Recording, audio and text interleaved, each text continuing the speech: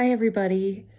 I am going to explain the next intro to interior design assignment. It is about light and shadow, and I'm hoping that you read the PDF handout by now. So what you are being asked to do is take 2 pieces of paper and some scrap foam core. So this is obviously a big piece of foam core. I simulated everything, and I'm doing this like this to show you how, easy it is to be able to do something like this from home right now. We can do this in studio for those who are planning to come to studio.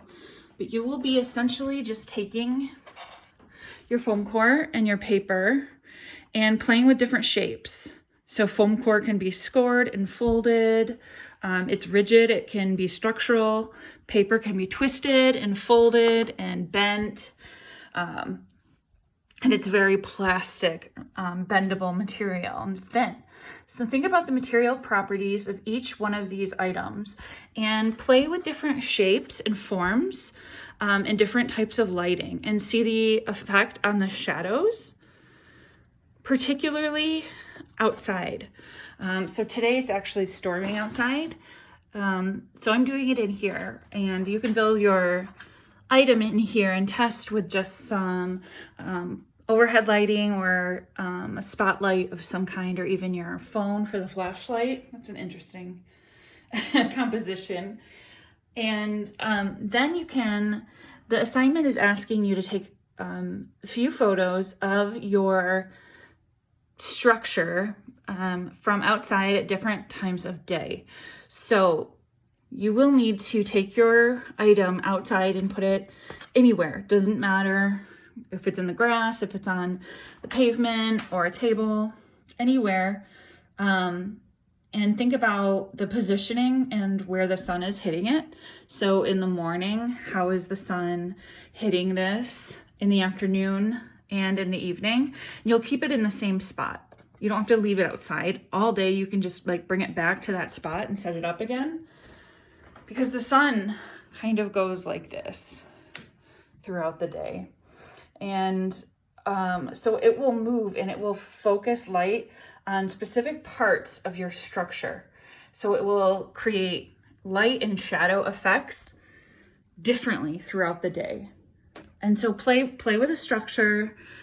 Take some photos outside and see, it might be changing some angles during the day or switching locations, and just really exploring with different environments. Because right now you're creating a spatial experience. And then what you'll do, once you have your overall photos, you are going to want to take an interior photo. And by this, I mean, your structure will have, some kind of opening in it. And it doesn't have to be a building or look like a building, but you could take your photo from the position as if you were a tiny little model person at that same height. So you could imagine yourself standing right here and approaching this structure. You can zoom in and get a view from the inside, different areas. You can do exterior photos if it's really hard to get inside, like it is on this one, because I gave, all the edges are very just basic, but you can cut, and I mean, you might not even have walls like this. So, but then what you'll do is you'll print your photos as large as you can. So probably the entire size of an 8.5 by 11 piece of paper.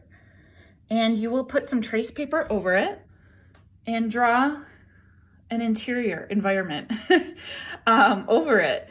And so when you get in there, you might think about, what is the experience of these light and shadows during the day and for a person? And then think about how they could reinforce a design concept. So now you're going to think about a design concept and apply it to the space. In the assignment, I gave an example of thinking about how this structure like emphasizes the movement of time, because thinking, you know, if the sun is moving, it's going to be in different positions throughout the day.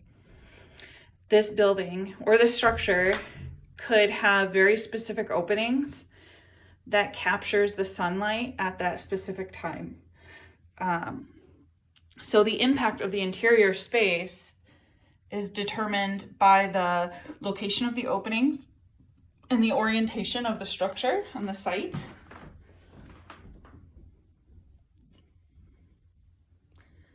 And so you will sketch an interior element or an interior perspective just like that. Thank you.